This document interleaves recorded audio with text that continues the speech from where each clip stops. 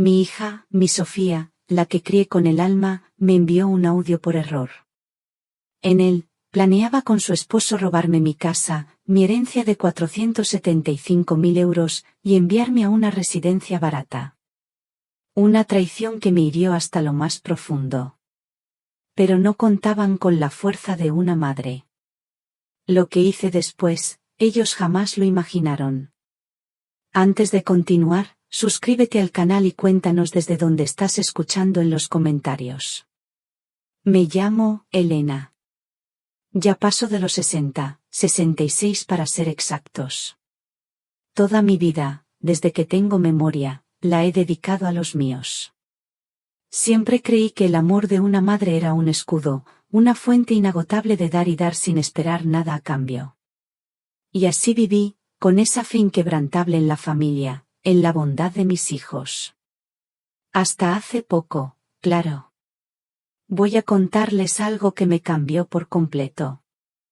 Un martes por la tarde, un día cualquiera que debería haber sido como tantos otros, pero no lo fue. Es de esos momentos que se te quedan grabados en la memoria, como una cicatriz. La vida, a veces, te sorprende con un golpe que no ves venir, y ese día, a mí me golpeó de lleno. Había sido una tarde difícil, de esas en las que sientes una presión en el pecho sin saber por qué. Sofía, mi hija, y Javier, su marido, se habían marchado temprano diciendo que tenían que resolver unos asuntos de trabajo. Los vi susurrar por la mañana, con esas sonrisas forzadas que ya empezaba a reconocer, y cuando pregunté, Sofía me dijo, nada, mamá. Cosas aburridas del trabajo de Javier. Yo me quedé en casa, sola, y ese hogar que antes era mi refugio, ahora se sentía como una prisión. Todo había cambiado desde que se instalaron, temporalmente, conmigo.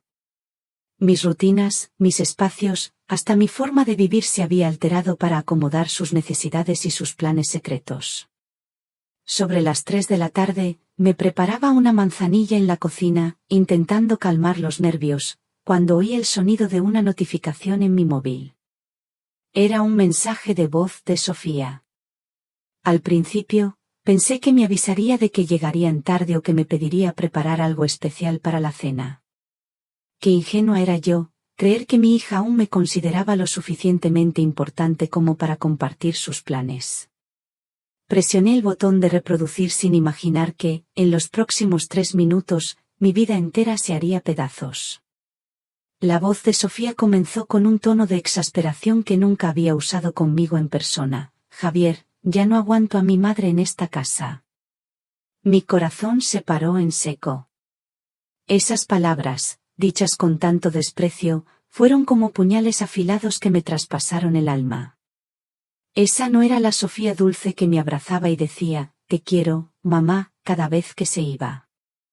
Continuó, y cada palabra era un golpe físico. Es un estorbo total, Javier. Se mete en todo lo que hacemos. Siempre preguntando, siempre ahí. Y encima, ya estamos gastando mucho dinero en ella. He estado mirando algunas residencias baratas. Encontré una en las afueras que solo cuesta 850 euros al mes. 85 euros. Exactamente lo que yo les había estado dando cada mes para sus gastos personales, de mi pensión y mis pequeños ahorros. Mi propia hija, la criatura a la que había dedicado toda mi vida, hablaba de mí como si fuera un mueble viejo que necesitaba ser desechado. Pero el audio siguió, y lo que vino después me destrozó por completo. Además, ya revisé todos los papeles de la casa. Está a su nombre, pero Laura ya nos explicó cómo podemos transferirla al nuestro sin que ella se dé cuenta. Serán unos 480 euros en sobornos y trámites, pero vale la pena. Mi prima ya tiene experiencia con este tipo de arreglos. En ese momento, lo entendí todo. Las visitas casuales de Laura con sus carpetas llenas de documentos, las conversaciones que se interrumpían cuando yo aparecía, los especialistas que habían venido a evaluar mi casa y mi estado mental. Todo había sido parte de un plan meticulosamente orquestado para declararme incompetente y robarme mi propiedad. Mi casa. La casa que yo había construido ladrillo a ladrillo, trabajando 12 horas al día durante 30 años, el hogar donde había criado a Sofía, donde habíamos celebrado sus cumpleaños, donde lloré cuando se graduó de la universidad, donde soñé que un día jugarían mis nietos.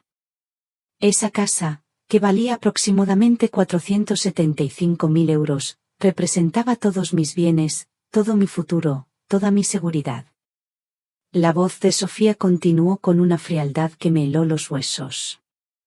Ya hablé con el director de la residencia, San Juan. Le expliqué la situación.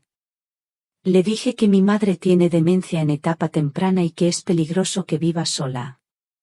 Fue muy comprensivo. Dice que ven casos así todo el tiempo. Ya firmé todos los papeles preliminares de admisión. Mis piernas temblaron tanto que tuve que sentarme en el suelo de la cocina. Mi propia hija le había mentido a un extraño sobre mi estado mental. Había firmado papeles para internarme sin mi consentimiento, y lo hacía con la misma facilidad con la que se planifica unas vacaciones. El plan es perfecto, cariño, prosiguió, hablando con Javier. El próximo martes, le diremos que tiene una cita médica rutinaria. La llevaremos a la residencia, la registraremos, y para cuando se dé cuenta de lo que pasó, ya estará dentro, y tendremos la tutela legal. Laura dice que, con los informes médicos que conseguimos, que dicen que tiene confusión mental, será muy fácil demostrar que no puede tomar decisiones por sí misma. Esos falsos informes médicos que habían fabricado con la ayuda de médicos corruptos, esas evaluaciones que yo había permitido, pensando que eran por mi salud. Todo había sido una farsa para construir un expediente que justificara quitarme mi libertad y mis derechos. Javier se oía de fondo riendo, agregando comentarios que no entendí con claridad, pero su tono de aprobación era evidente. El hombre al que había acogido en mi familia, a quien había ayudado económicamente, a quien había tratado como un hijo, participaba activamente en el plan para destruir mi vida. Lo mejor de todo, continuó Sofía con una risa que me rompió el corazón, es que ella nunca sospechará nada. Cree que somos los hijos perfectos que la adoramos. Todavía dice, gracias por cuidarme, cariño, cuando le llevo el desayuno a la cama. Si supiera que le doy ese desayuno para mantenerla tranquila mientras le preparo su funeral en vida. En ese momento, algo dentro de mí se rompió irreparablemente. No era solo la traición. No era solo el dolor de descubrir que mi hija me odiaba. Era la humillación de darme cuenta de que, mientras yo la bendecía cada noche en mis oraciones, agradeciendo a Dios por darme una hija tan buena, ella calculaba cuántos días faltaban para deshacerse de mí. Con los 475.000 euros que vale la casa, podemos saldar todas nuestras deudas de tarjetas de crédito, el préstamo del coche, e incluso nos sobrará para irnos de vacaciones a Europa, como siempre hemos querido, Sofía continuó.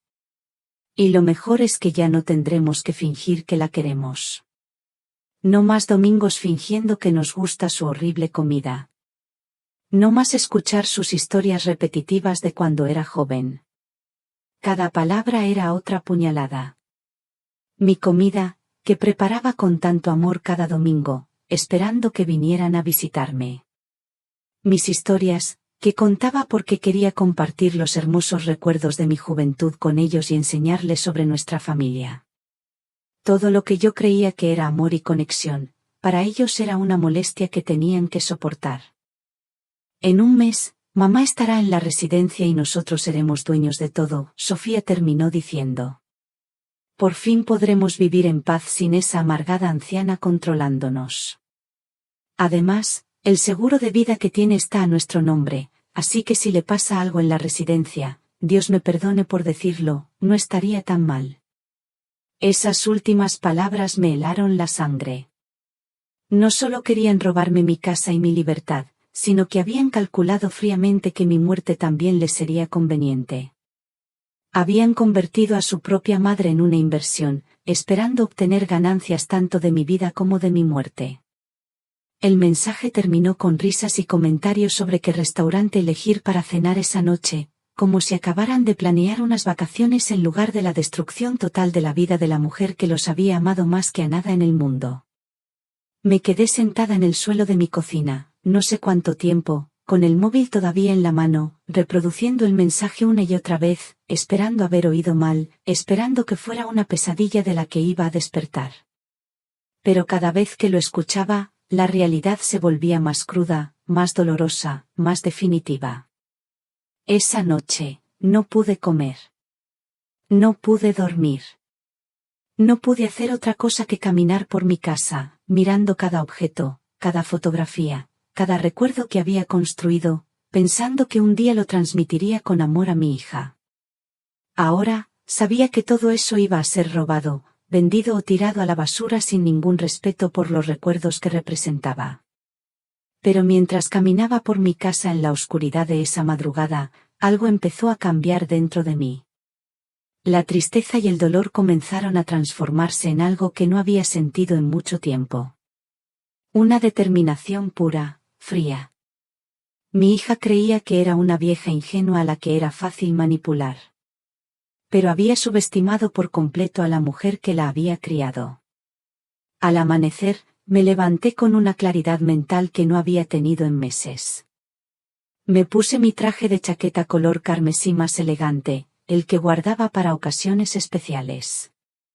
Recogí mi bolso con todos mis documentos importantes y salí de casa antes de que Sofía y Javier se despertaran. Tenía un plan, y ellos no tenían ni idea de lo que se les venía encima. Esa mañana, me desperté exactamente a las 5, como si mi cuerpo supiera que era el día más importante de mi vida.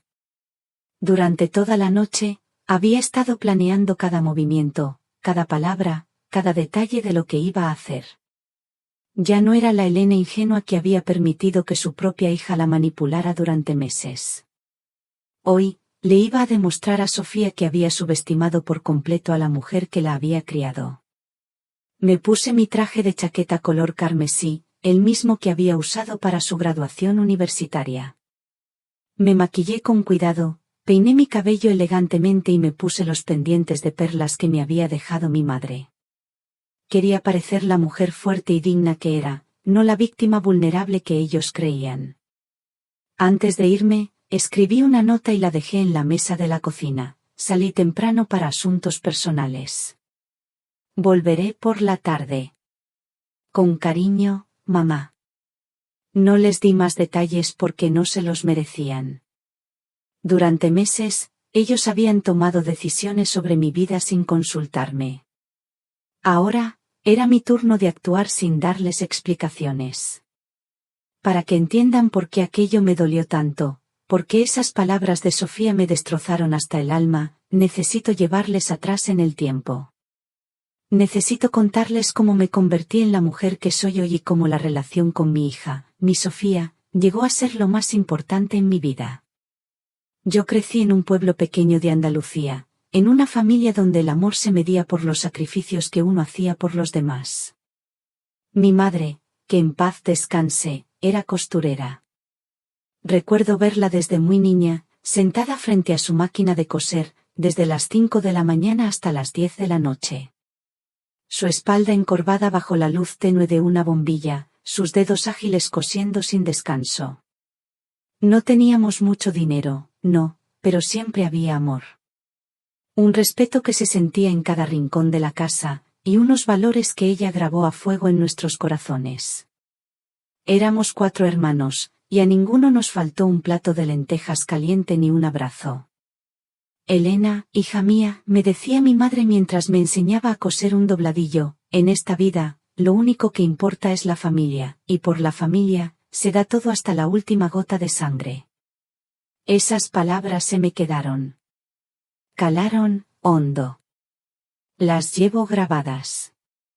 Mi madre era una mujer fuerte, de esas que no se quejan, que aguantan con la cabeza alta. Y yo, su hija, aprendí de ella esa misma fortaleza, esa misma capacidad de entregarme por entero. Cuando me quedé embarazada de Sofía, yo tenía 18 años. Su padre, un muchacho del pueblo, desapareció como por arte de magia. Una noche, estaba allí, prometiendo que nos casaríamos, que formaríamos una familia. A la mañana siguiente, se esfumó. Fui a buscarlo a casa de sus padres, con la vergüenza y el miedo en el cuerpo, pero me cerraron la puerta en la cara. Me dijeron que su hijo no iba a arruinar su futuro por una cualquiera. Sentí el suelo temblar bajo mis pies. Estaba sola, asustada, y con una vida creciendo dentro de mí. Fue entonces cuando mi madre me mostró de qué pasta estaba hecha. Esa criatura va a tener todo lo que nosotros no pudimos, Elena, me dijo, abrazándome con fuerza y secando mis lágrimas. La criaremos juntas para que sea una buena mujer. No te preocupes. Y así fue. Mi madre, que solo tenía 2 pulseras de oro, las únicas joyas de su vida, las vendió. Con ese dinero, me compró todo lo necesario para el bebé. Un Moisés, ropita, pañales. Ella no lo dudó ni un segundo. Por la familia, se da todo. Hasta la última gota. Cuando Sofía nació, fue como si un ángel hubiera llegado a nuestra casa. Era la bebé más hermosa que yo había visto nunca, con sus ojos grandes y una sonrisa que iluminaba toda la habitación. Recuerdo que mi madre y yo nos turnábamos para cuidarla. Una cosía mientras la otra acunaba a la niña. Era agotador, sí, pero cada segundo valía la pena. Yo empecé a limpiar casas con 19 años. Apenas ganaba 18 euros al día, pero cada céntimo que conseguía era para ella, para mi Sofía. Todavía tengo grabado el primer día que llevé a Sofía a la guardería. Fuimos andando, claro, porque no teníamos dinero para el autobús. Pero ella, mi pequeña, llevaba su uniforme perfectamente planchado, sus zapatos brillaban. Recuerdo ver a otras madres llegar en coches elegantes, vestidas con ropa cara. Yo me sentía pequeña, con mi vestido remendado y mis manos curtidas por el trabajo. Pero entonces Sofía me dio un beso en la mejilla y dijo, gracias, mamá. Eres la mejor del mundo. Y en ese momento, supe que todo, absolutamente todo, había valido la pena. Los años pasaron volando, pero mi rutina era siempre la misma. Despertarme a las 4 de la mañana, preparar el desayuno para Sofía, llevarla al colegio, trabajar limpiando 3 casas diferentes hasta las 6 de la tarde, recogerla, ayudarla con los deberes y acostarla con un cuento. Los fines de semana, hacía colada para ganar algo extra. Todo, sin excepción, para que ella pudiera tener una vida mejor que la mía. Una vida sin carencias, sin las manos agrietadas, sin la espalda cansada. Mi madre falleció cuando Sofía tenía 8 años. Fue un golpe muy duro. Sentí que me arrancaban un pedazo del alma. Pero antes de irse, me hizo una promesa que jamás olvidaré. Elena, esa niña es tu mayor tesoro. Dale educación. Dale amor, y ella te cuidará cuando seas vieja. La sangre de nuestra familia es buena. Ella no te fallará. Esas palabras, ese último aliento de mi madre, me dieron la fuerza para seguir adelante, incluso cuando los días eran tan duros que solo quería rendirme. Eran el pilar que me sostenía, la esperanza que me impulsaba. Creía en esas palabras. Con toda mi alma. Los años siguieron pasando, y mi Sofía crecía hermosa, inteligente. Recuerdo como si fuera ayer su 15º cumpleaños. Ella soñaba con una fiesta como las que veía en las revistas, algo especial. Yo, en aquel entonces, había estado ahorrando 3.200 euros para arreglar el tejado de mi casa, que goteaba cada vez que llovía fuerte. Pero, ¿qué era un tejado frente a la ilusión de mi hija? Trabajé horas extras durante 6 meses, sin descanso. Apenas dormía, pero ver la luz en sus ojos esa noche, verla brillar con su vestido dorado mientras bailaba, eso no tenía precio. Mamá, no sé cómo me das tanto cuando tú casi no tienes nada, me dijo Sofía esa noche, abrazándome fuerte. Cuando sea mayor, te devolveré todo esto, multiplicado por 1000. Qué dulce sonaba aquello. Durante la secundaria, Sofía fue una estudiante ejemplar. Sacaba las mejores notas, participaba en las obras de teatro del colegio. Todos sus profesores me decían que tenía un futuro brillante por delante. Pero mantener ese ritmo de estudios no era barato. Los libros, los uniformes, las excursiones, todo costaba dinero, dinero que yo no tenía. Empecé a limpiar una cuarta casa los domingos, mi único día libre, solo para poder pagarlo todo.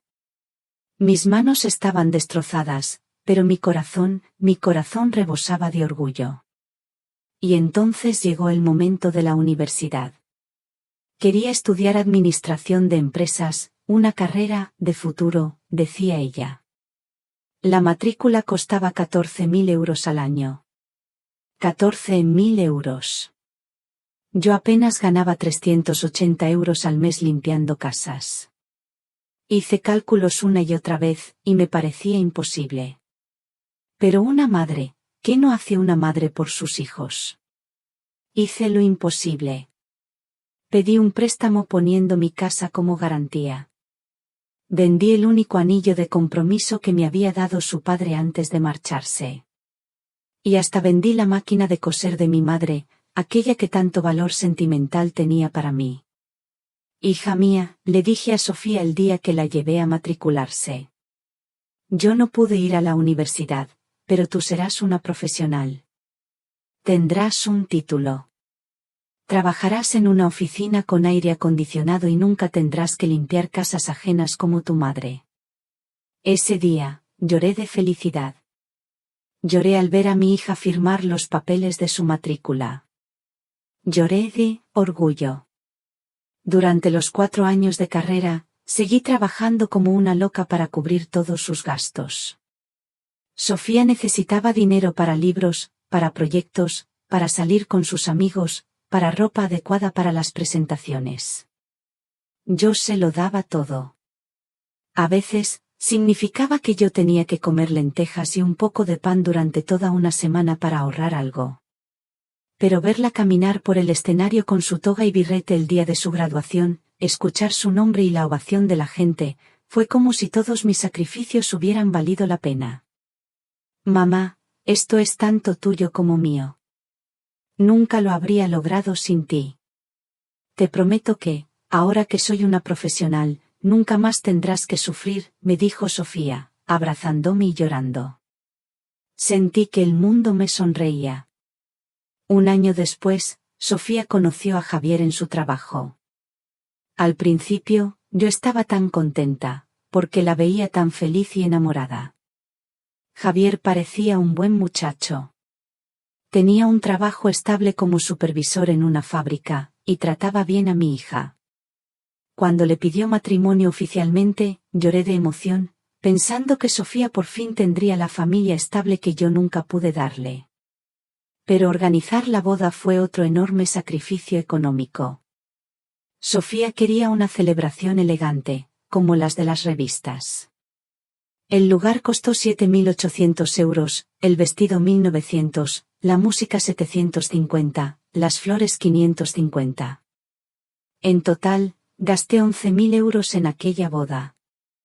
Dinero que conseguí pidiendo otro préstamo y vendiendo las últimas joyas que me quedaban. Los primeros años de su matrimonio fueron hermosos. Sofía y Javier venían a visitarme todos los domingos. Cenábamos juntos, y ella siempre me ayudaba con los gastos de la casa. Mamá, ahora que estoy trabajando, quiero cuidarte como tú me cuidaste a mí, me decía mientras me daba dinero para la compra. Por fin sentía que mis sacrificios habían dado fruto, que tenía una hija agradecida que de verdad me quería. Pero todo cambió hace 3 años, cuando Javier perdió su trabajo y empezaron a tener problemas económicos. Empezaron a pedirme dinero constantemente. Y como siempre, yo no podía decir que no. Primero, fueron 950 euros para los gastos mensuales, luego 2.300 para la entrada de un coche nuevo, después 2.800 para saldar deudas de tarjetas de crédito. Todo empezó a cambiar sutilmente después de que les presté esos 2.800 euros para sus deudas. Al principio, eran pequeños detalles que yo justificaba en mi mente, pensando que eran resultado del estrés por sus problemas económicos. Pero ahora, después de escuchar ese mensaje, entiendo que no era estrés. Era el comienzo de un plan calculado para apartarme de sus vidas. La primera señal fue cuando dejaron de venir los domingos. Mamá, estamos tan ocupados con el nuevo trabajo de Javier, me decía Sofía por teléfono. Ya sabes cómo es. Necesitamos demostrar que somos responsables. Yo lo entendía, o al menos eso creía. Al fin y al cabo, era natural que una pareja joven quisiera centrarse en salir adelante. Pero luego comenzaron las excusas para no responder mis llamadas. Yo llamaba por las mañanas y Sofía me decía, mamá, estoy en una reunión importante. Te llamo más tarde. Llamaba por las tardes, ay, mamá, estoy en el supermercado haciendo la compra semanal. Por la noche, mamá, es muy tarde. Estamos cenando. Hablamos mañana. Ese mañana nunca llegaba. Y cuando por fin hablábamos, la conversación apenas duraba 5 minutos. A veces, confiamos demasiado en el amor y pasamos por alto las primeras señales de alarma. ¿Les ha pasado alguna vez? Cuéntenme sus historias en los comentarios, me encantaría leerles. Después de esas llamadas esquivas, llegaron los comentarios hirientes, disfrazados de preocupación. Mamá, Javier dice que te ha notado muy olvidadiza últimamente, me dijo Sofía un día, en una de nuestras raras conversaciones telefónicas que apenas duraban un suspiro. ¿Estás segura de que puedes vivir sola en esa casa tan grande? A tu edad, cualquier cosa podría pasar. Yo me reí nerviosamente, pensando que exageraban, que era solo el estrés de su situación. Pero la semilla de la duda ya estaba plantada. Sí, la plantaron ellos, sutilmente, casi sin que me diera cuenta. Una tarde, me decidí a visitarlos sin avisar. Quería darles una sorpresa, llevarles el postre de piña que tanto le gustaba a Javier. Llamé a la puerta y, aunque oí risas y voces dentro, tardaron casi 5 minutos en abrir. ¡Ay, mamá, qué sorpresa!, dijo Sofía con una sonrisa forzada que no le llegaba a los ojos. Estábamos organizando unos papeles de trabajo. Dentro, en la cocina, estaba Laura, su prima, la que trabajaba en la oficina del registro de la propiedad, con un montón de documentos desparramados sobre la mesa. Cuando me vieron entrar, Laura recogió rápidamente todos los papeles y los metió en una carpeta. Hola, tía Elena, me saludó con esa sonrisa falsa que siempre había tenido. Solo estaba ayudando a Sofía con unos trámites del seguro de salud de Javier. Pero alcancé a ver mi nombre en uno de esos documentos antes de que Laura lo escondiera. ¿Por qué necesitan papeles con mi nombre?, pregunté con una curiosidad que era genuina. Sofía y Laura intercambiaron una mirada que, en ese momento, no supe interpretar, pero que ahora entiendo a la perfección. Es solo para actualizar los beneficiarios del seguro, mamá, me dijo Sofía. Ya sabes, por si nos pasa algo a nosotros, tú eres nuestra única familia. Esa explicación me tranquilizó en ese momento. Quise creerle. Pero luego, empecé a notar que cada vez que yo mencionaba el tema, Sofía cambiaba rápidamente la conversación. Mamá, ¿por qué no me cuentas del jardín?, me decía. Ay, mamá, ¿viste el nuevo programa que dan en el Canal 5? Como si quisiera borrarlo de mi mente. Fue entonces cuando comenzaron los olvidos deliberados. Me invitaban a almorzar, y cuando llegaba al restaurante, ellos no estaban. Ay, mamá, se nos olvidó decirte que tuvimos que cancelar, me decían después. Javier tuvo una emergencia en el trabajo. Esto pasó 3 veces en 2 meses. La cuarta vez, me quedé sentada sola en aquel restaurante durante 1 hora, sintiéndome una estúpida. Viendo a otras familias disfrutar de sus comidas juntas a mi alrededor, sentía un nudo en la garganta. ¿Cómo podían hacer eso? ¿Cómo podían dejarme así? También empezaron a excluirme de eventos familiares importantes. Me enteré por casualidad, hablando con mi vecina de toda la vida, doña Rosa, que habían hecho una barbacoa para celebrar el cumpleaños de Javier. Qué raro que no estuvieras, Elena, me dijo doña Rosa. Los vi comprando carne para como 20 personas en el supermercado. Cuando le pregunté a Sofía por qué no me habían invitado, me dijo, ay, mamá, fue una cosa muy informal. No queríamos molestarte, ¿molestarme? Si yo era su madre, ¿cómo podía molestar mi presencia? Sentí un pellizco en el corazón. Pero la gota que colmó el vaso fue cuando decidieron mudarse, temporalmente, a mi casa. Mamá, van a pintar nuestro piso y necesitamos quedarnos contigo como un mes, me dijo Sofía. Además, así podemos pasar más tiempo juntas. ¿No te parece perfecto? Yo, ingenua de mí, me sentí feliz. Feliz de tenerlos cerca de nuevo. Pensé que por fin recuperaríamos esa cercanía que habíamos perdido, que las cosas volverían a ser como antes. Qué equivocada estaba. Desde el primer día que llegaron, las cosas se volvieron diferentes en mi propia casa. Javier empezó a quejarse de todo. Que mi televisor era muy viejo, que el internet era muy lento, que la ducha no tenía suficiente presión de agua. Tía, esta casa necesita muchas reparaciones, me decía. A su edad, mantener una propiedad tan grande debe ser muy difícil. Sofía, por su parte, empezó a reorganizar mis cosas sin preguntar. Mamá, estos platos son muy viejos. Voy a reemplazarlos por unos nuevos, me decía. Y esta ropa que tienes en el armario está tan pasada de moda. Deberíamos donarla. Poco a poco, mi casa dejó de sentirse como mi casa. Era como si yo fuera una invitada en mi propio hogar. Me sentía desplazada, pequeña.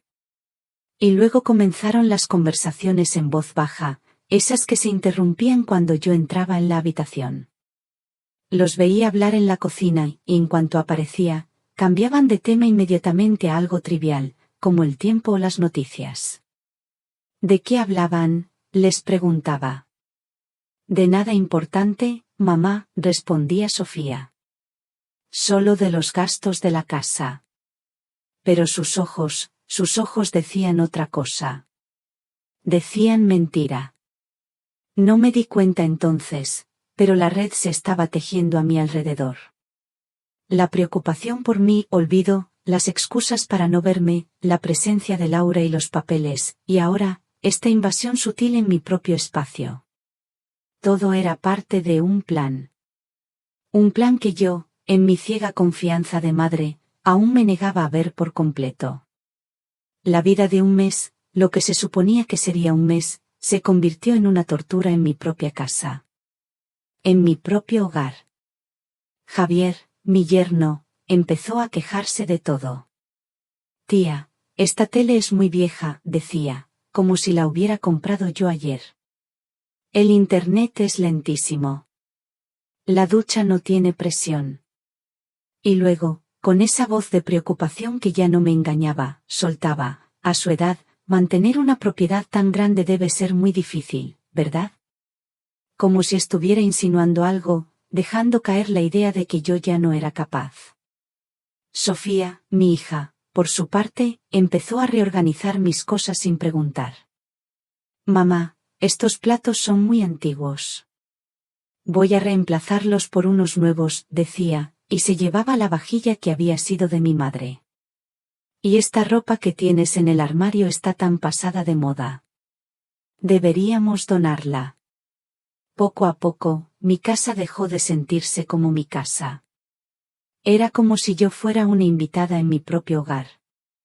Me movía con sigilo, observando cómo mis espacios, mis objetos, mis recuerdos, eran invadidos, modificados, desechados. Me sentía una extraña. Luego estaban las conversaciones en voz baja. Las oía, claro. En la cocina, en el salón. Susurraban. Y en cuanto yo aparecía, ¡pum!, cambiaban de tema. Al instante. Mamá, ¿qué tiempo hace hoy, verdad? O, mira las noticias, ¿qué cosas pasan? ¿De qué hablaban?, les preguntaba yo, con la voz temblorosa. De nada importante, mamá, respondía Sofía con una sonrisa que ya no llegaba a sus ojos. Solo de los gastos de la casa. Pero sus miradas, esos cruces de miradas rápidas entre ellos, me decían otra cosa. Me decían que había un secreto. Un secreto que me concernía. Una noche, salí al patio a regar unas plantas. Estaba oscuro, y oí a Javier hablando por teléfono. Su voz era baja, pero clara en el silencio de la noche. Sí, ya estamos viviendo aquí. No, ella no sospecha nada. Laura dice que puede tener todos los papeles listos en 2 semanas más. Se me cayó la regadera de las manos. No, ella no sospecha nada. Esas palabras me taladraron. Cuando salí a preguntarle con quién hablaba, me dijo que era su jefe, por un proyecto de trabajo. Pero el temblor en su voz, la forma en que desvió la mirada, me confirmaron lo que ya sentía en las entrañas. También empezaron a controlar mi dinero.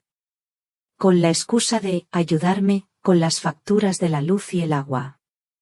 Mamá, déjame que te ayude con esto.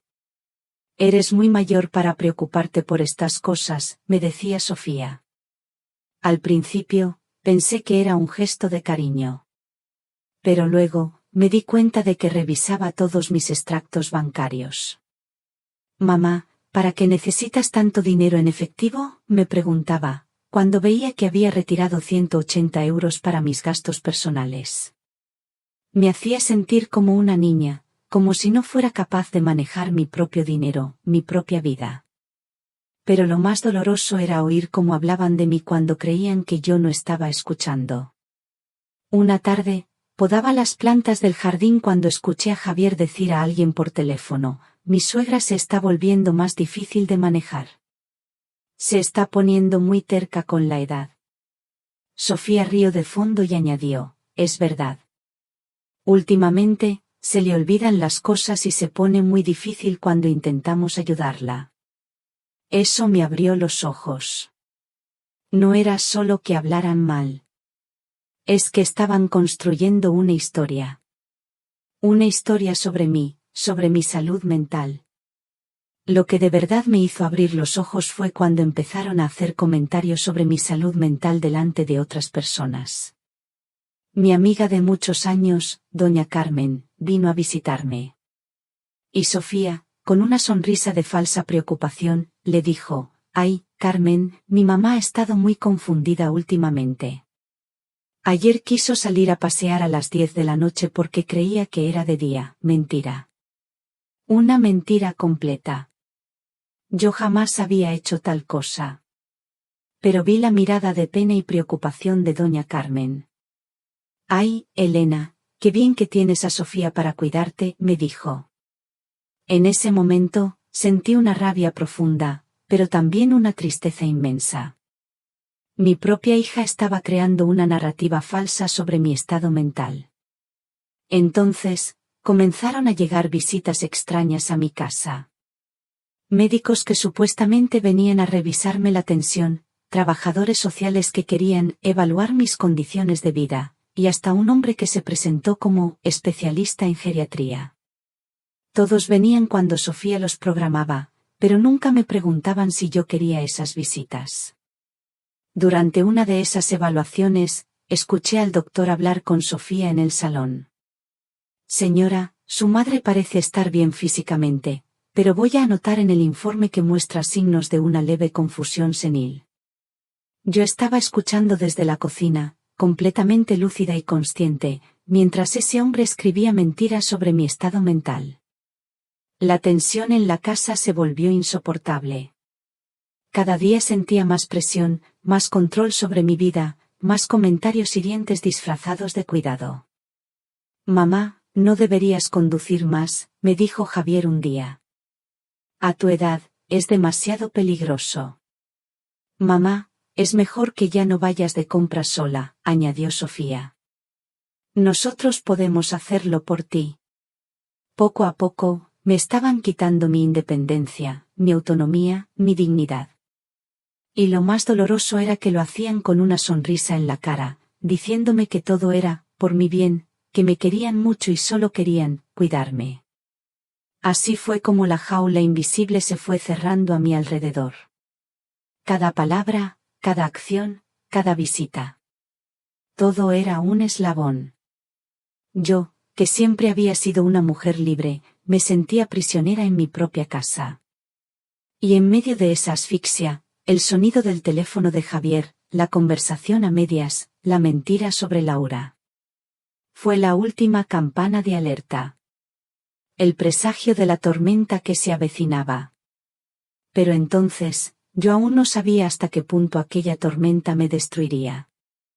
Esa mañana, me desperté exactamente a las 5, como si mi cuerpo supiera que era el día más importante de mi vida. Había pasado la noche en vela, pero no con lágrimas, sino con una claridad mental que hacía meses que no sentía. Durante toda la noche, había estado planeando cada movimiento, cada palabra, cada detalle de lo que iba a hacer. Ya no era la Elena ingenua que había permitido que su propia hija la manipulara. Hoy, le iba a demostrar a Sofía que había subestimado por completo a la mujer que la había criado. Me puse mi traje de chaqueta color carmesí más elegante, el mismo que había usado para la graduación universitaria de Sofía. Quería parecer la mujer fuerte y digna que era, no la víctima vulnerable que ellos creían. Me maquillé con cuidado, peiné mi cabello elegantemente y me puse los pendientes de perlas que mi madre me había dejado, un recuerdo precioso de su fortaleza. Cada gesto era un acto de reafirmación.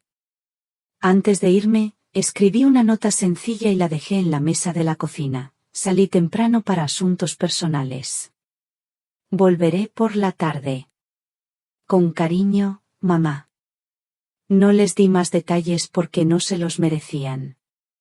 Durante meses, ellos habían tomado decisiones sobre mi vida sin consultarme, ocultándome la verdad. Ahora, era mi turno de actuar sin dar explicaciones. No les debía nada.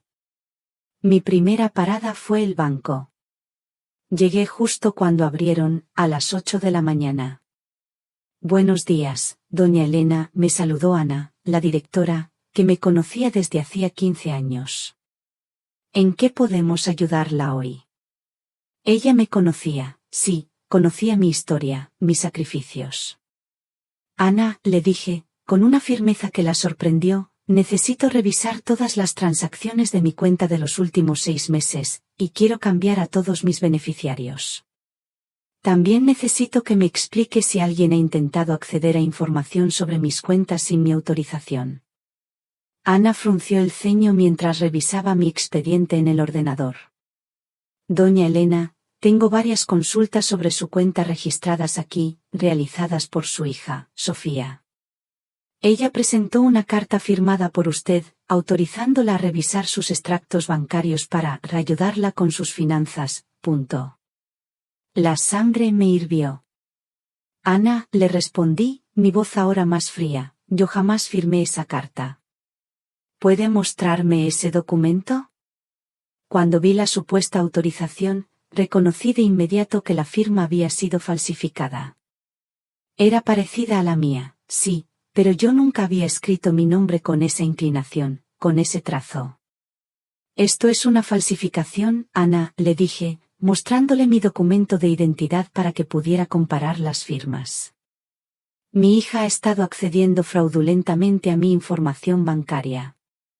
Necesito que cancele inmediatamente cualquier autorización que ella tenga y ponga una alerta de seguridad en mi cuenta.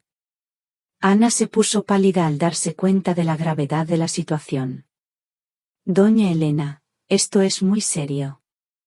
Vamos a cancelar todos los accesos no autorizados inmediatamente y le recomiendo que presente una denuncia por fraude. Eso es exactamente lo que voy a hacer, le contesté. Pero primero, necesito proteger mis bienes. Quiero transferir todos mis fondos a una cuenta nueva que solo yo pueda gestionar, y quiero cambiar el beneficiario de mi seguro de vida.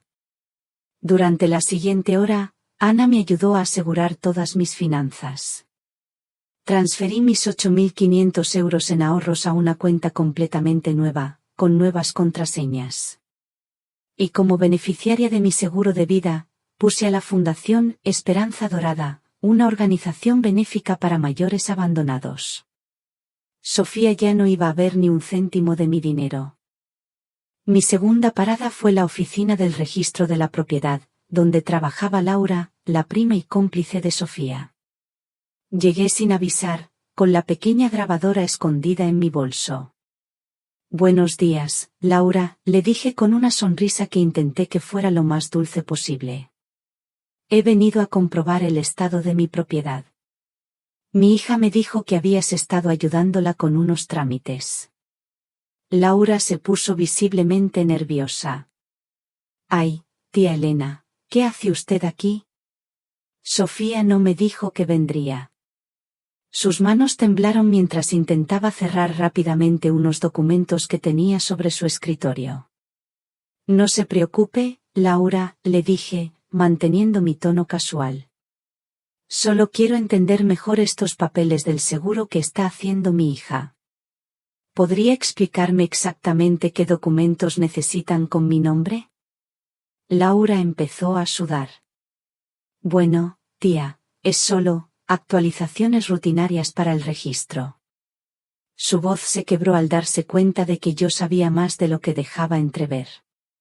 Laura, le dije, inclinándome un poco hacia ella, mi voz ahora firme. Sé exactamente lo que usted y mi hija han estado planeando. Sé lo de los documentos falsos.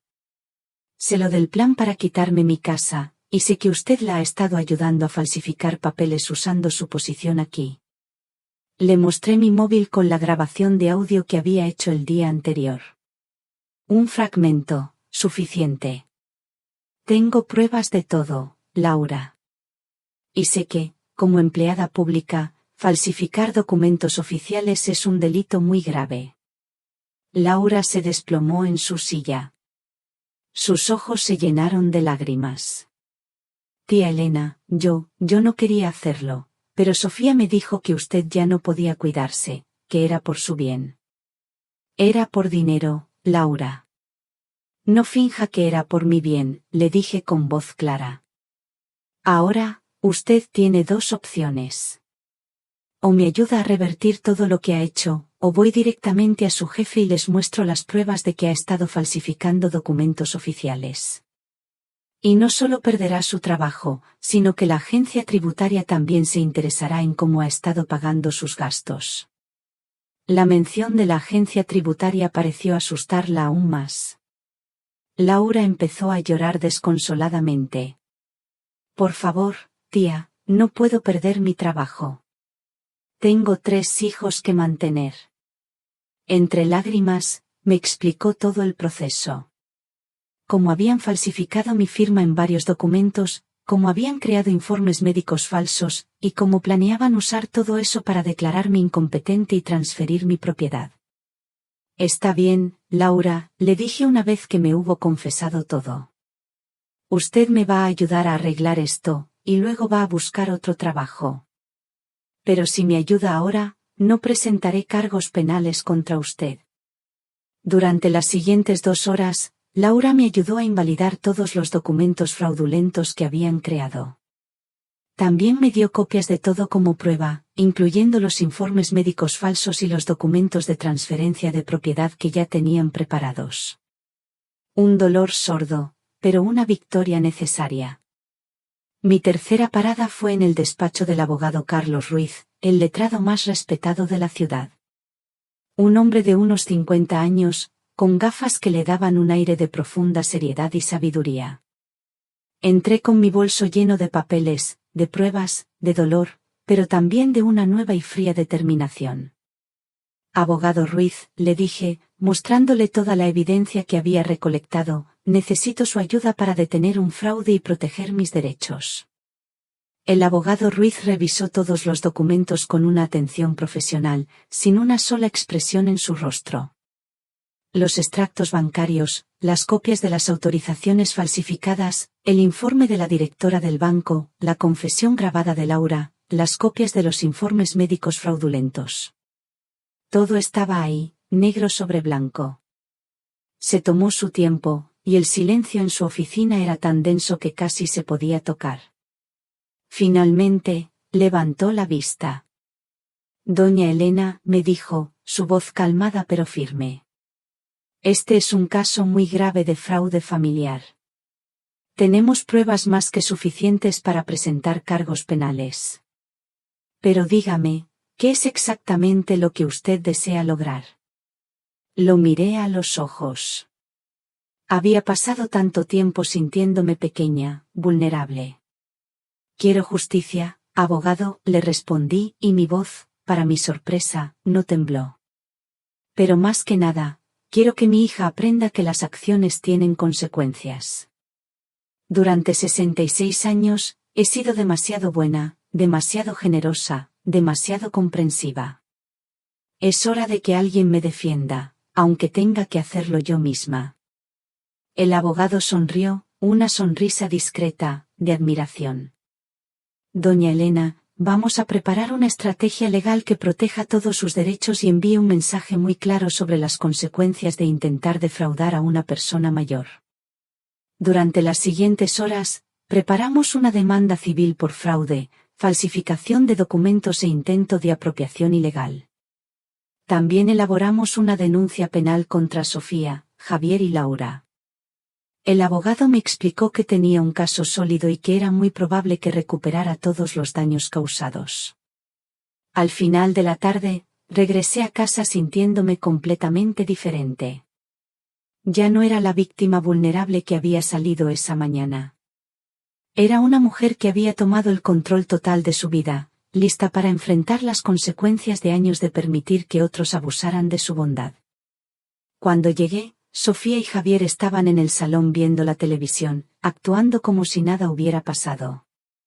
Hola, mamá, dijo Sofía con esa sonrisa falsa que yo ya había aprendido a reconocer. ¿Qué tal te fue con tus recados?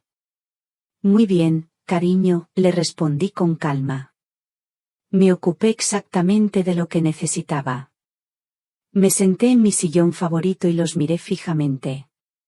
Por cierto, mañana vienen a visitarnos algunas personas.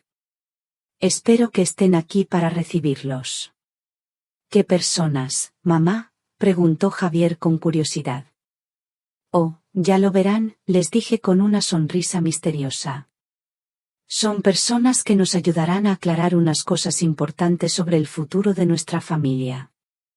Esa noche, cenamos en silencio.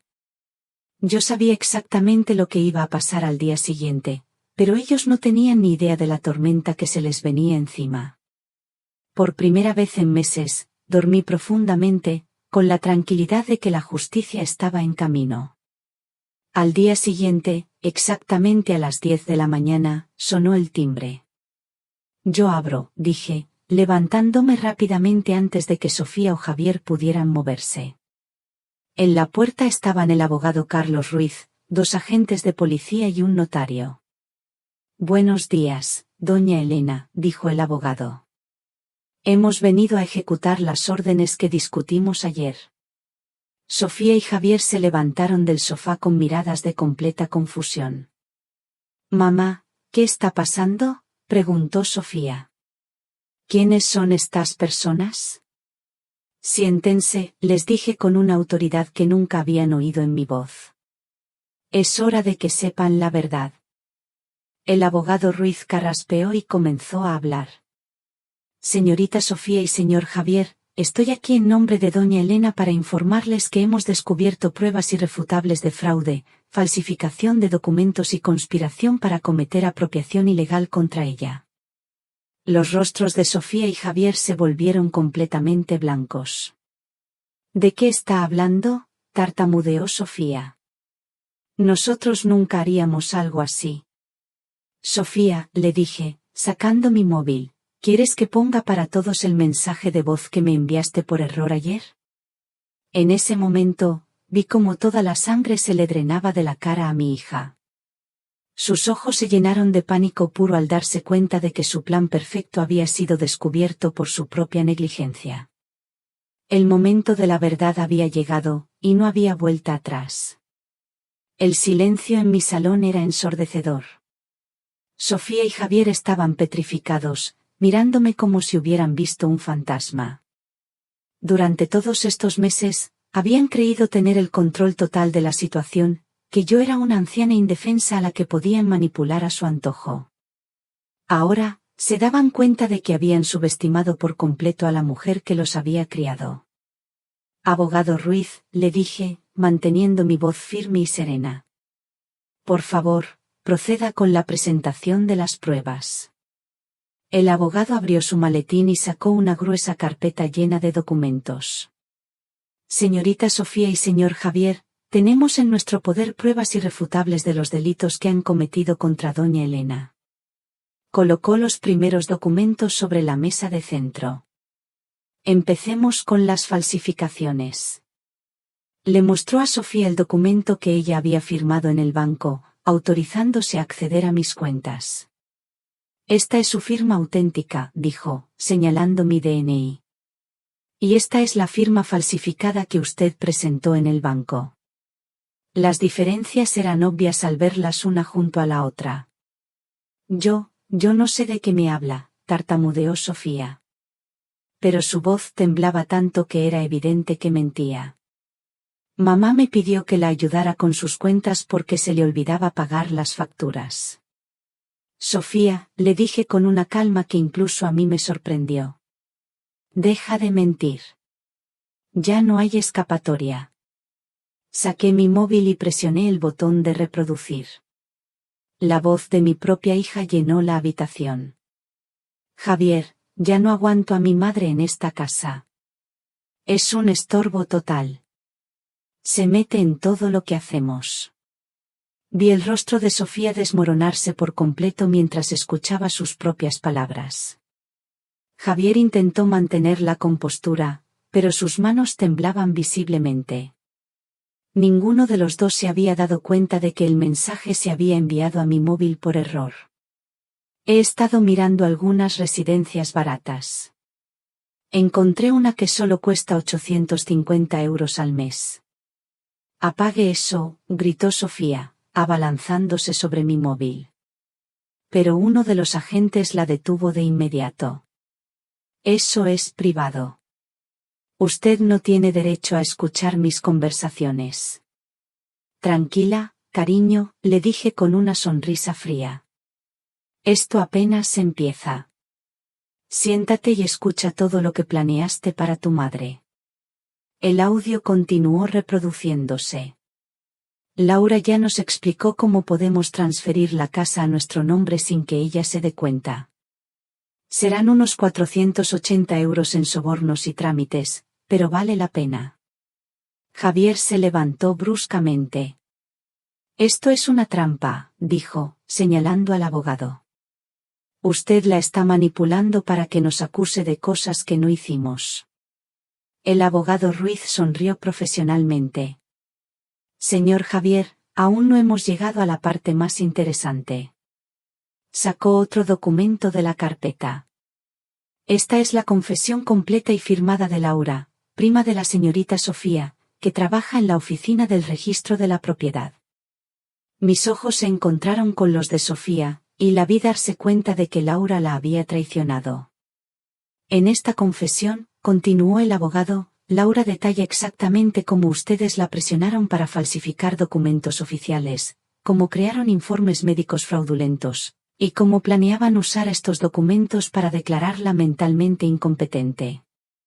Laura es una mentirosa, gritó Sofía desesperada. Ella inventó todo eso para salvarse. Ah, sí, cariño, pregunté, sacando mi pequeña grabadora. Porque también tengo grabada la conversación completa que tuve con Laura ayer en su oficina. Presioné el botón de reproducir, y la voz de Laura, confesando todo entre lágrimas, llenó la habitación. Sofía me dijo que usted ya no podía cuidarse. Ella me enseñó cómo falsificar su firma. Me prometió que me pagaría 1.900 euros una vez que tuvieran la casa. Javier se hundió en el sofá con las manos en la cabeza.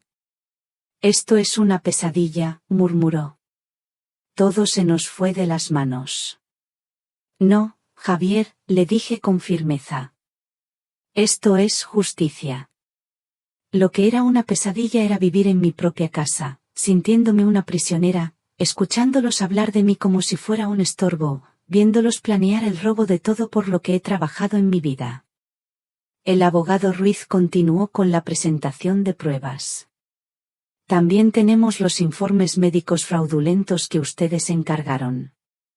Mostró los documentos donde médicos corruptos habían escrito que yo tenía demencia senil y era incapaz de tomar decisiones por mí misma. Doña Elena se sometió voluntariamente a una evaluación psicológica completa ayer, realizada por el doctor Pablo Vidal, un especialista en geriatría del Hospital Central. Sacó el informe oficial. Los resultados demuestran que doña Elena se encuentra en perfecto estado mental, con una claridad y capacidad de razonamiento superior a la media para su edad. Esto prueba que todos los informes anteriores fueron fabricados. Sofía comenzó a llorar, pero no eran lágrimas de arrepentimiento, sino de desesperación al ver su plan desmoronarse por completo. Mamá, por favor, me suplicó. Solo queríamos cuidarte. Pensamos que sería mejor para ti estar en un lugar donde te atendieran profesionalmente. ¿Cuidarme?, pregunté con una risa amarga. Robándome mi casa, mintiendo sobre mi salud mental, planeando internarme contra mi voluntad. Me puse de pie y caminé hacia ella.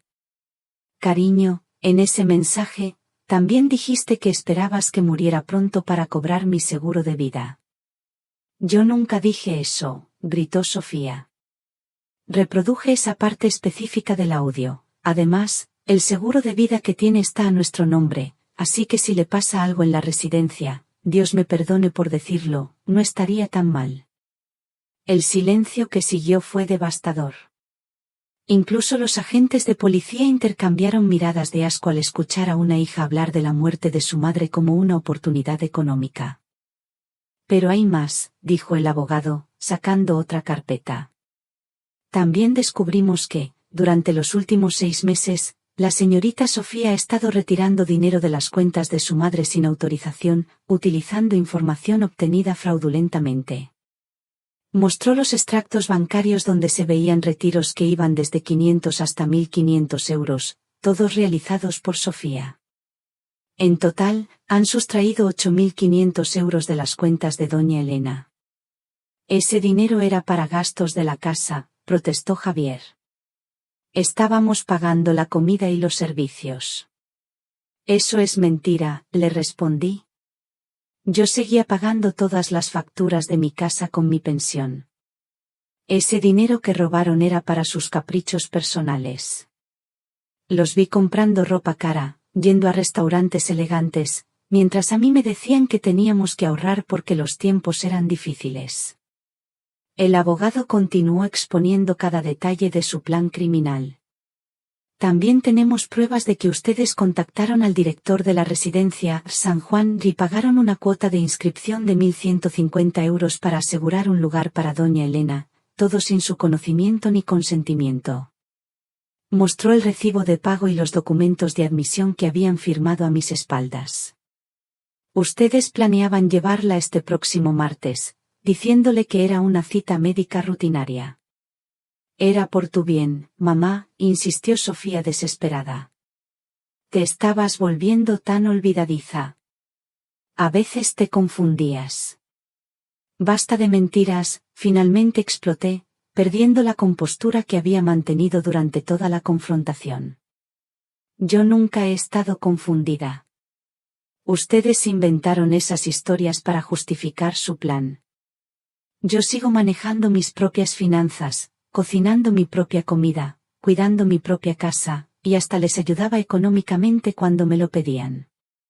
Me dirigí directamente a Sofía, mirándola a los ojos. ¿Sabes qué es lo que más me duele, cariño? No es que quisieras robarme mi casa. No es que planearas internarme contra mi voluntad.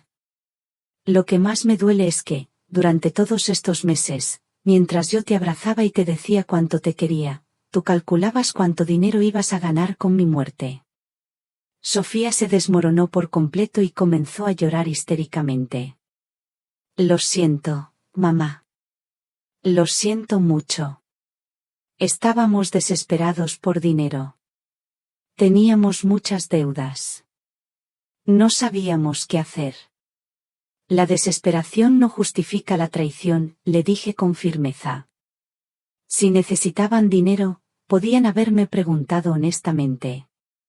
Toda mi vida, les he dado todo lo que tengo. Pero en lugar de confiar en mi amor, decidieron robarme y destruirme. El agente de policía se acercó con las esposas en la mano. Doña Elena, ¿desea proceder con los arrestos? Miré a mi hija, que lloraba desconsoladamente, y por un momento sentí una punzada de dolor maternal. Pero luego recordé sus palabras en el audio, su frialdad al planear mi destrucción, sus risas al hablar de mi muerte. Sí, agente, respondí con voz firme. Proceda con los arrestos. Ver a mi propia hija siendo esposada en mi salón fue una de las imágenes más dolorosas que había experimentado en mis 66 años de vida. Pero también fue el momento en que me di cuenta de que había recuperado mi dignidad y mi poder personal después de meses de sentirme una víctima indefensa. Mamá, por favor, me gritó Sofía mientras el agente la conducía hacia la puerta. No puedes hacerme esto. Soy tu hija. Soy lo único que tienes en este mundo. Sus palabras resonaron en mi mente con una amarga ironía. Ella había sido quien decidió que yo no tenía lugar en su mundo. Javier, por su parte, me miró con un odio puro que me heló la sangre. Esto no ha terminado, vieja loca, susurró al pasar a mi lado. Pagarás por arruinarnos la vida. Esas palabras no me asustaron, pero me confirmaron que había tomado la decisión correcta al exponerlos. Si aún me estás escuchando hasta este momento, te agradecería mucho si pudieras dejar el número 1 en los comentarios. Así sabré que todavía hay personas que me acompañan en este camino. Tu presencia significa un enorme aliento para que pueda seguir compartiendo la parte final de esta historia, como logré encontrar la paz y la alegría después de la tormenta. Gracias de corazón por estar aquí. Después de que se llevaron a Sofía y Javier, mi casa quedó sumida en un silencio absoluto. Un silencio que no había experimentado en meses. Era un silencio pesado, sí, pero también era la primera vez que podía caminar por mi propio hogar sin sentirme vigilada, juzgada o manipulada. Parecía que la calma había vuelto. Pero esa paz, esa tranquilidad tan anhelada, no duró mucho.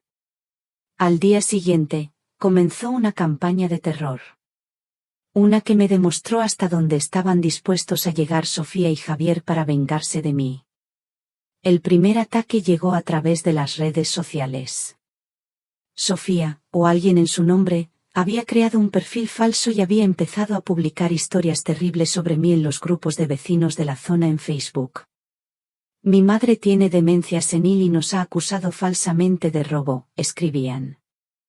Está tan confundida que no reconoce a su propia familia. Por favor, si la ven sola por la calle, llámenme porque no debería estar sin supervisión. Las publicaciones incluían fotos mías tomadas sin mi conocimiento, donde yo aparecía distraída o cansada. Ellos las habían editado, estoy segura, para que pareciera que tenía problemas mentales. Los comentarios de la gente, de desconocidos, eran devastadores. Pobre mujer, se la ve muy confundida. Qué terrible que una madre acuse a sus propios hijos. Deberían buscarle ayuda profesional. Sentía una vergüenza que me quemaba por dentro. Doña Rosa, mi vecina de toda la vida, vino a mi casa preocupada después de ver esas publicaciones. Elena, hija mía, ¿estás bien? He visto unas cosas muy feas en internet sobre ti y tu hija. Tuve que explicarle toda la situación, mostrarle las pruebas que tenía para que entendiera que todo era una campaña de desprestigio. Era agotador. Pero el acoso escaló rápidamente. Empezaron a llegar llamadas de teléfono a todas horas del día y de la noche.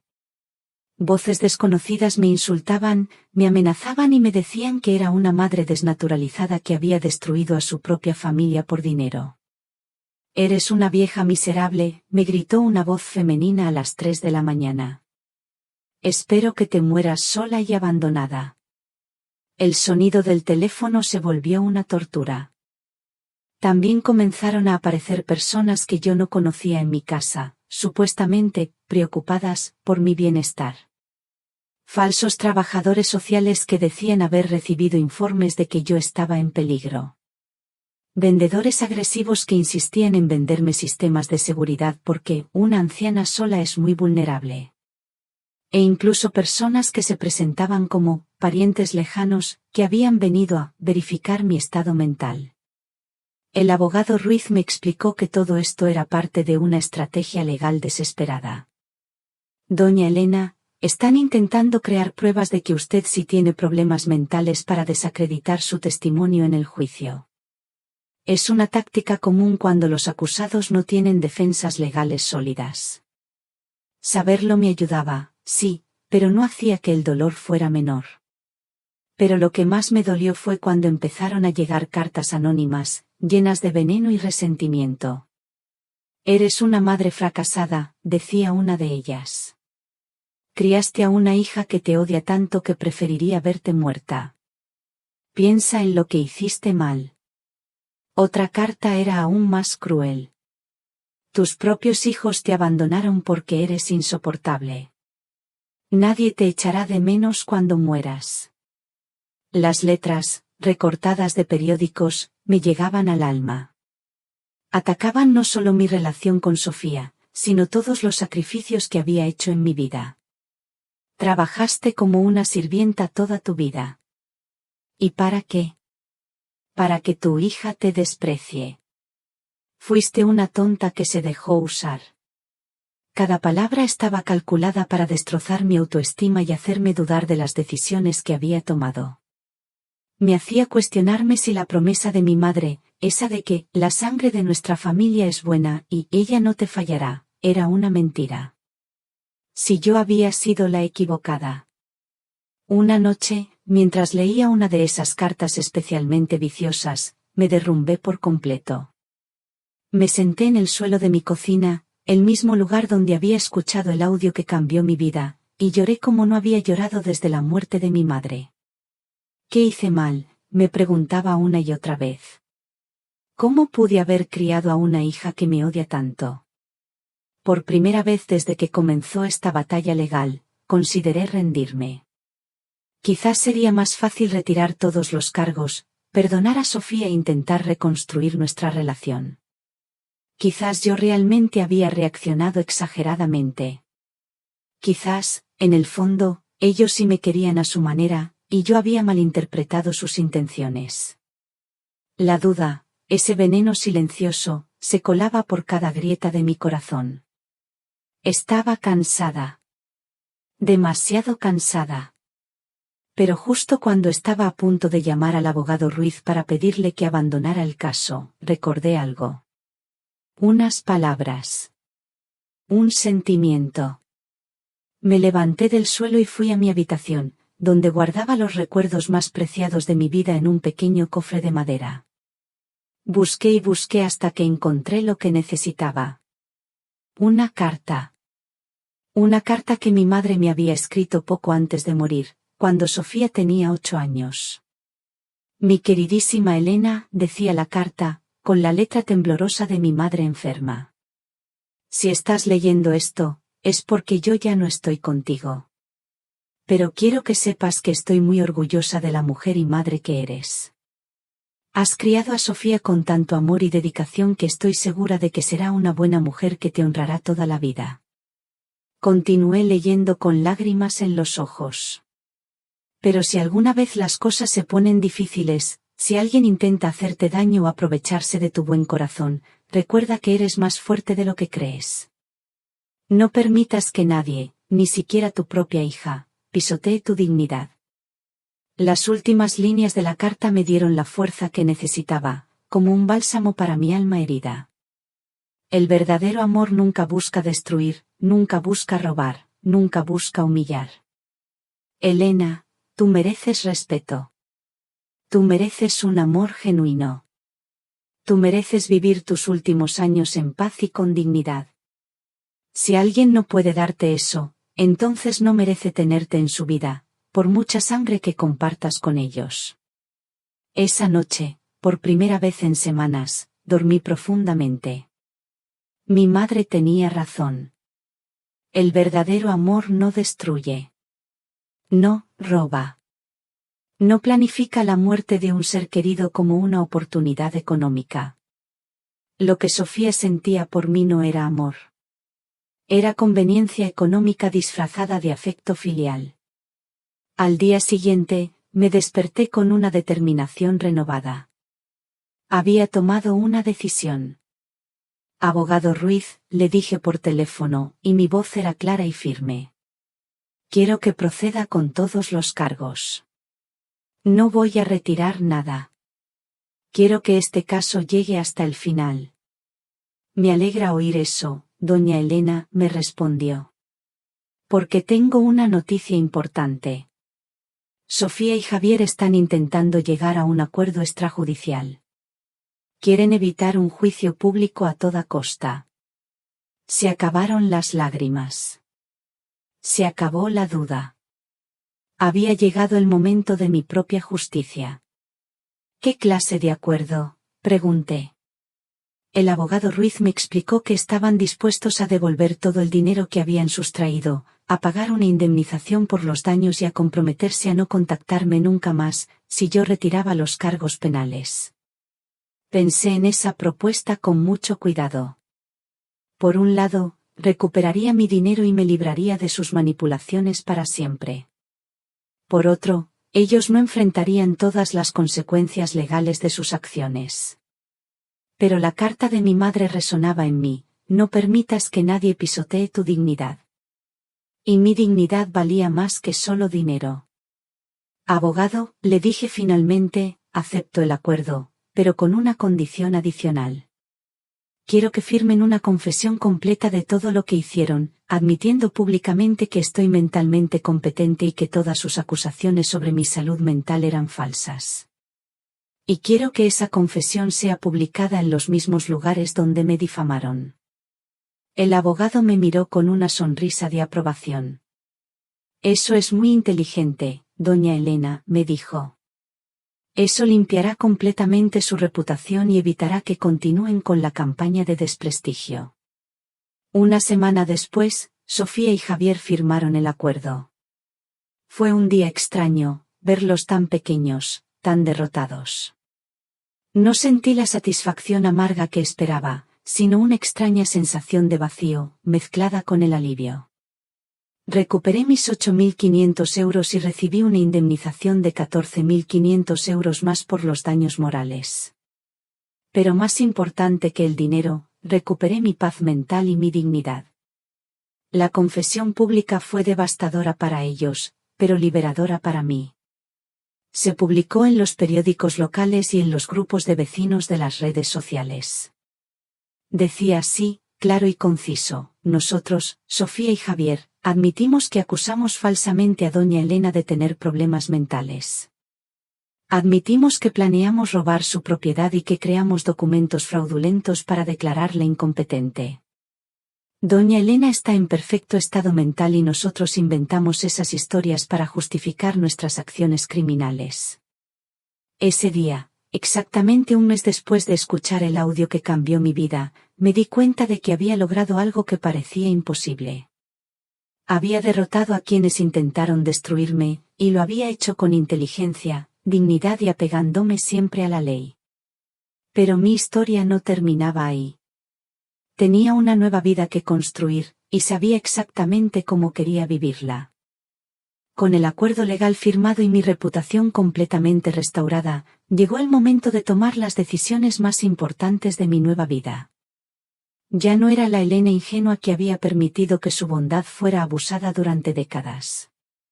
Era una mujer de 66 años que había aprendido que la verdadera fuerza no viene de soportar el abuso, sino de defenderse con inteligencia y dignidad. La primera acción que tomé fue cambiar por completo mi testamento. Convoqué al abogado Ruiz a mi casa y le dicté mis nuevas últimas voluntades. Abogado, quiero que todos mis bienes, incluyendo esta casa y todos mis ahorros, sean donados a la Fundación Esperanza Dorada, que ayuda a personas mayores abandonadas por sus familias. ¿Está completamente segura de esta decisión, doña Elena?, me preguntó el abogado. Es un patrimonio considerable, aproximadamente 480.000 euros, incluyendo la casa, sus ahorros y las compensaciones que recibió. Completamente segura, le respondí con firmeza. Quiero que ese dinero ayude a personas que de verdad lo necesitan, no a hijos ingratos que ven a sus padres como una inversión financiera. También estipulé que si Sofía intentaba impugnar el testamento, automáticamente perdería cualquier derecho a recibir un solo céntimo. Mi segunda decisión fue mudarme. Ya no quería vivir en la casa donde había sido traicionada, donde había escuchado a mi propia hija planear mi destrucción. Abogado, quiero vender esta propiedad y comprar algo más pequeño, más acorde con mis necesidades actuales. En 3 semanas, encontré el lugar perfecto. Un hermoso apartamento en un complejo residencial para personas mayores activas, con jardines, zonas de recreo y una comunidad de gente de mi edad que valoraba la independencia y la dignidad. El apartamento me costó 88.000 euros. Y con lo que me quedó de la venta de mi casa, más las compensaciones legales y el resto de mis ahorros, tenía suficiente dinero, unos 350.000 euros, para vivir cómodamente el resto de mi vida. Pero mi venganza más satisfactoria, y permítanme usar esa palabra, fue completamente legal y absolutamente devastadora para Sofía y Javier. Resulta que, durante mi investigación con el abogado, descubrimos que habían mentido en sus declaraciones de la renta durante los últimos 3 años. Habían declarado ingresos mucho menores a los reales para pagar menos impuestos. Pero, al mismo tiempo, habían estado viviendo un estilo de vida que no coincidía con esos ingresos declarados. Doña Elena, me dijo el abogado con una sonrisa, tengo información que podría interesar a la agencia tributaria. Me mostró pruebas de que Javier había estado trabajando en empleos secundarios no declarados y que Sofía había estado vendiendo productos online sin declarar esas ganancias. Abogado, le dije con una sonrisa que me llegaba a los ojos. Como ciudadana responsable, creo que es mi deber informar de cualquier evasión fiscal de la que tenga conocimiento. Al fin y al cabo, todos debemos contribuir de manera justa al sostenimiento del país. Una semana después, la agencia tributaria inició una auditoría completa a Javier y Sofía. Descubrieron que debían 20.000 euros en impuestos atrasados, más multas e intereses que elevaron la deuda total a 33.000 euros.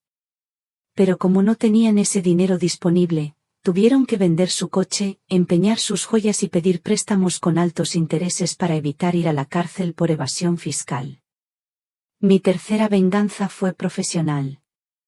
Durante la investigación, también descubrimos que Laura, la prima que trabajaba en la oficina del registro de la propiedad, no había sido la única empleada pública involucrada en el fraude. Había toda una red de corrupción que facilitaba este tipo de robos contra personas mayores. Con la ayuda del abogado Ruiz, entregamos toda la información a las autoridades competentes. La investigación resultó en el despido de 6 empleados públicos, incluyendo a Laura, y el descubrimiento de al menos 12 casos similares al mío, donde habían robado propiedades a personas mayores usando documentos falsos. Cuando el escándalo se hizo público en los periódicos locales, Sofía y Javier se convirtieron en el ejemplo perfecto de hijos desnaturalizados que abusaban de sus padres ancianos. Sus nombres y fotografías aparecieron en primera plana con titulares como, traición familiar que conmociona a la ciudad, hijos planeaban robar la casa de su madre de 66 años. Pero mi venganza más inteligente fue social. Resulta que Sofía trabajaba en una prestigiosa empresa donde la reputación personal era esencial para el crecimiento profesional.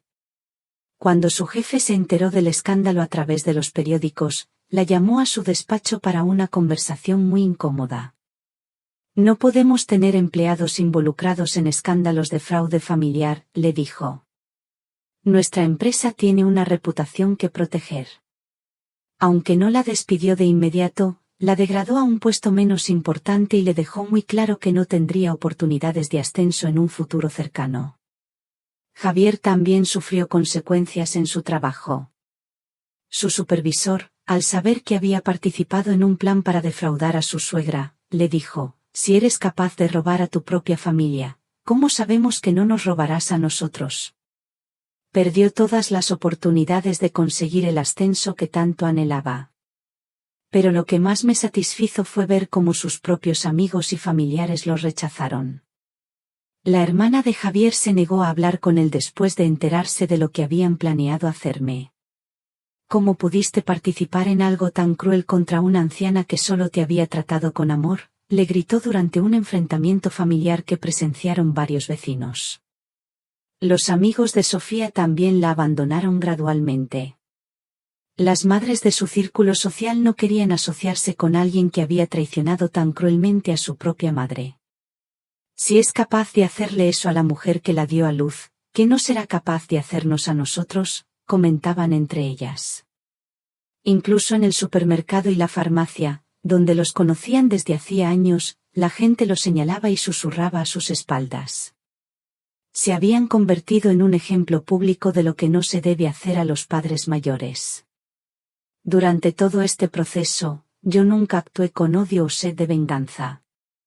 Cada acción que tomé fue legal, ética y justificada. No mentí sobre ellos. No inventé acusaciones falsas. No los amenacé ni los lastimé físicamente. Simplemente, permití que las consecuencias naturales de sus propias acciones siguieran su curso. Se lo habían ganado. 6 meses después de aquel fatídico audio, me encontré con Sofía en el centro comercial. Se veía agotada, cansada, y mucho más vieja de sus 35 años. Cuando me vio, se acercó con lágrimas en los ojos. Mamá, dijo con voz quebrada. Por favor, perdóname. Entiendo que estés enojada, pero ya pagamos el precio. Lo perdimos todo. Nuestro crédito está arruinado. Javier perdió su ascenso. Yo tuve que aceptar un trabajo con un sueldo más bajo. ¿No crees que eso es suficiente castigo? La miré directamente a los ojos. No sentí odio, pero tampoco debilidad. Sofía, le dije con calma. Yo no te castigué. Las consecuencias de tus acciones te castigaron a ti. Tú decidiste planear mi destrucción. Yo solo decidí defenderme. Pero somos familia, me suplicó. La sangre es la sangre, mamá. No puedes abandonar a tu única hija. La sangre no te da derecho a maltratar, a robar o a planear la muerte de alguien, le respondí con la misma calma. Durante 35 años, fui tu madre incondicional. Durante 3 meses, fuiste mi ejecutora calculadora. No puedes pedirme que olvide eso solo porque ahora estás enfrentando las consecuencias. ¿Así que no vas a perdonarme?, preguntó, llorando. Ya te perdoné, Sofía, le dije con sinceridad. Perdonarte fue necesario para mi propia paz. Pero perdonar no significa olvidar, ni significa permitir que me hagas daño de nuevo. Perdonar no significa fingir que nada pasó. Perdonar no significa darte otra oportunidad para destruir mi vida. La dejé llorando en aquel centro comercial y me alejé, hacia mi nuevo apartamento, donde mi nueva vida me esperaba. Una vida donde ya no era víctima de nadie. Donde ya no tenía que fingir que el abuso era amor. Donde ya no tenía que sacrificar mi dignidad para mantener relaciones tóxicas. Por primera vez en décadas, era completamente libre. Un año después de aquel encuentro en el centro comercial, mi vida había tomado un camino que nunca imaginé posible. A mis 67 años, me desperté esa mañana de primavera en mi hermoso apartamento, con el sol filtrándose por las cortinas blancas que yo misma había elegido, sin que nadie me dijera que eran demasiado caras o innecesarias. Me preparé mi café en la cocina pequeña pero perfecta para mis necesidades, y me senté en mi balcón a contemplar los jardines del complejo residencial. A lo lejos, podía ver a otros residentes haciendo sus ejercicios matutinos, cuidando las plantas o simplemente disfrutando de la tranquilidad. Todos éramos personas mayores que habíamos decidido vivir nuestros últimos años con dignidad e independencia. Buenos días, Elena, me saludó mi vecina, Ana, una mujer de 72 años que se había convertido en mi mejor amiga. ¿Lista para nuestra clase de baile de hoy? Sonreí, recordando cómo había empezado a tomar clases de baile a los 67 años, algo que nunca pensé que haría. Más que lista, Ana. Estos huesos viejos todavía tienen mucho que dar. Durante este año, había descubierto una versión de mí misma que había estado dormida durante décadas. Sin la presión constante de complacer a Sofía, sin el estrés de andar con pies de plomo en mi propia casa, había florecido como una flor que por fin recibía la luz del sol. Me había apuntado a clases de pintura y descubrí que tenía un talento natural para los paisajes. Mis cuadros ahora decoraban las paredes de mi apartamento y algunos los había vendido en la feria de arte local. Doña Elena, me había dicho el organizador de la feria, sus cuadros transmiten una paz y una sabiduría que tocan el corazón de la gente.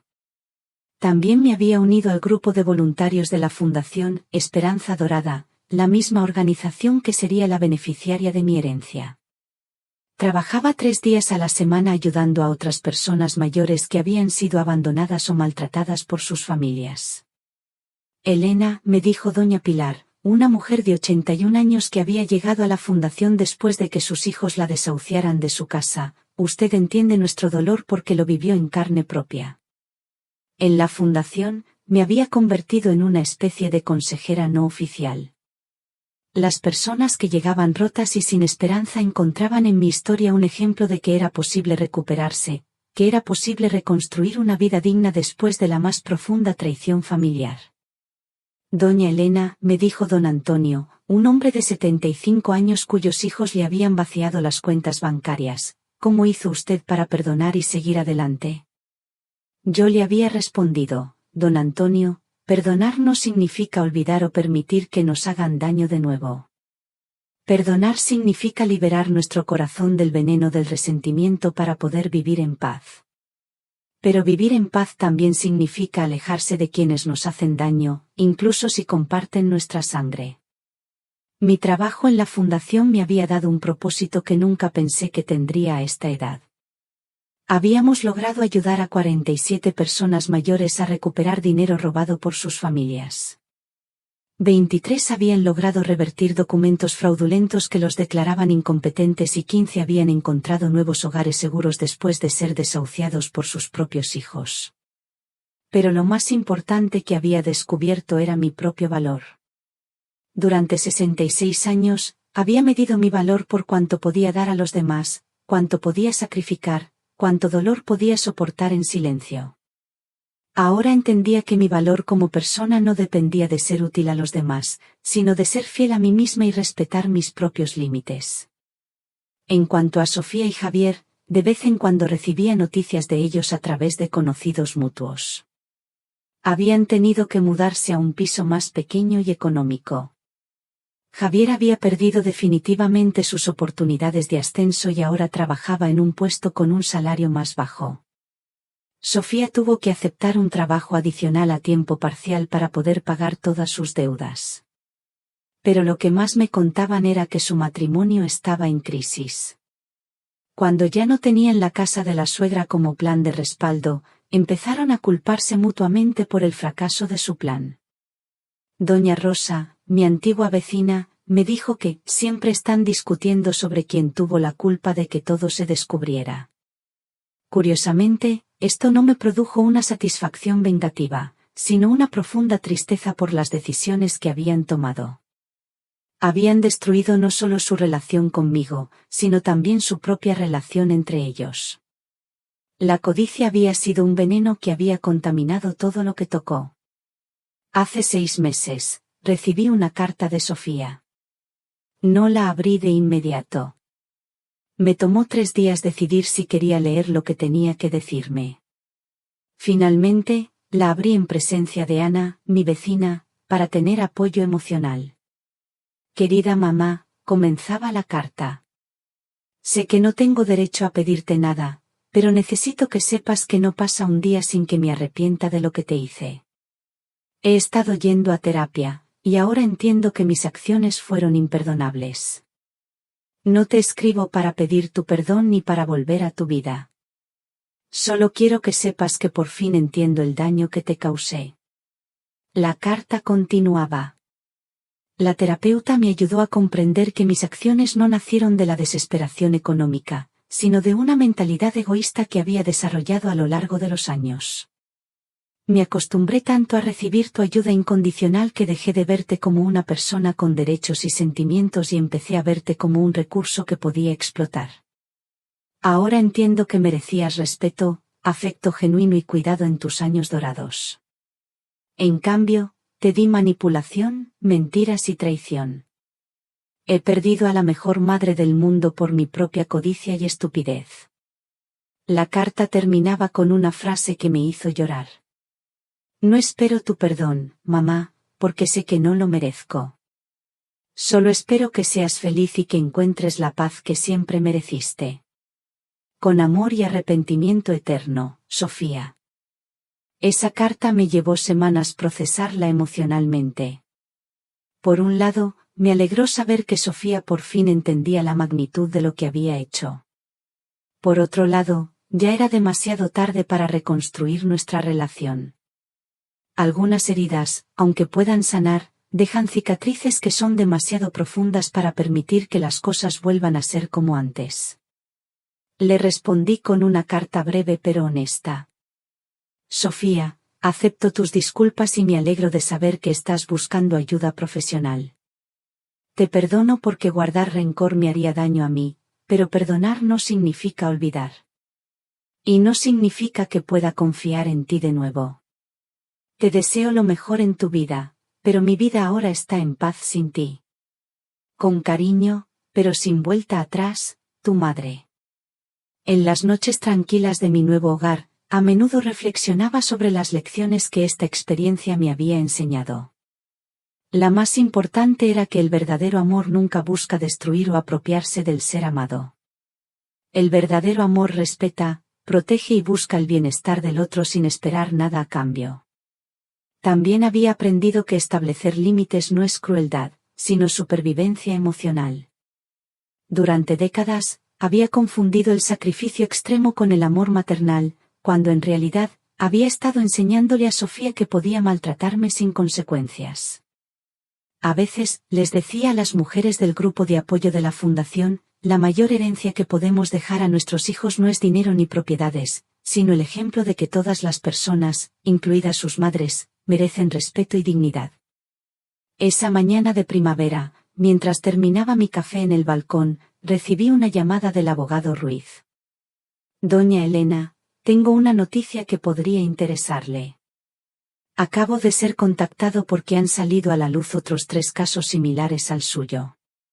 Las familias afectadas quieren que comparta su experiencia sobre cómo lidiar con este tipo de situaciones.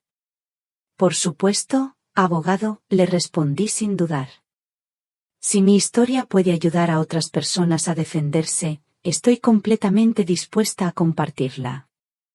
Esa tarde, mientras pintaba un paisaje montañoso en mi caballete, reflexioné sobre el increíble viaje que había recorrido durante los últimos 18 meses. Había empezado como una víctima silenciosa y me había convertido en una superviviente empoderada que ahora ayudaba a otros a encontrar su propia fuerza. Mi teléfono sonó, interrumpiendo mis pensamientos. Era Ana, invitándome a cenar al nuevo restaurante del centro. Elena, vamos a celebrar la vida, me dijo con su entusiasmo contagioso. Mientras me preparaba para salir, me miré en el espejo y vi a una mujer completamente diferente de la que había sido hacía 1 año y medio. Mis ojos brillaban con una confianza que nunca antes había tenido. Mi postura era erguida y orgullosa, y mi sonrisa era genuina y libre de cargas emocionales. Elena, me dije a mí misma en el espejo, a tus 67 años, por fin aprendiste que tu vida te pertenece solo a ti y que mereces vivirla con dignidad, alegría y paz. Esa noche, cenando con mi nueva familia elegida, en lugar de mi familia biológica tóxica, brindamos por los nuevos comienzos, por la sabiduría que viene con la edad y por el coraje de defender lo que es correcto, sin importar las consecuencias. Y mientras levantaba mi copa de vino, pensé en todas las mujeres que en ese momento estaban sufriendo maltrato por parte de sus propias familias, creyendo que no tenían opciones, que tenían que soportar el abuso por el bien del amor familiar. Si mi historia pudiera llegar a tan solo una de esas mujeres y darle el coraje para defenderse, entonces todo lo que había pasado habría valido la pena. Porque a veces la mayor herencia que podemos recibir no es dinero ni propiedades, sino el coraje de ser fieles a nosotros mismos y el conocimiento de que nunca es demasiado tarde para escribir un nuevo capítulo en nuestras vidas. Nunca es demasiado tarde para elegir la dignidad sobre la conveniencia, la verdad sobre la falsa paz y el amor propio sobre el sacrificio destructivo. Y nunca, nunca es demasiado tarde para ser libre.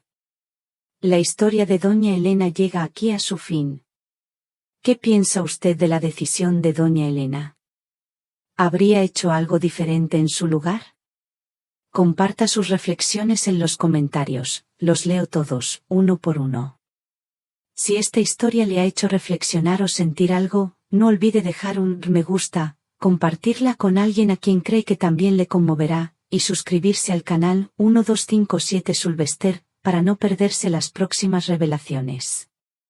Nos vemos en la próxima historia, y quién sabe, la próxima vez, usted podría ser la protagonista.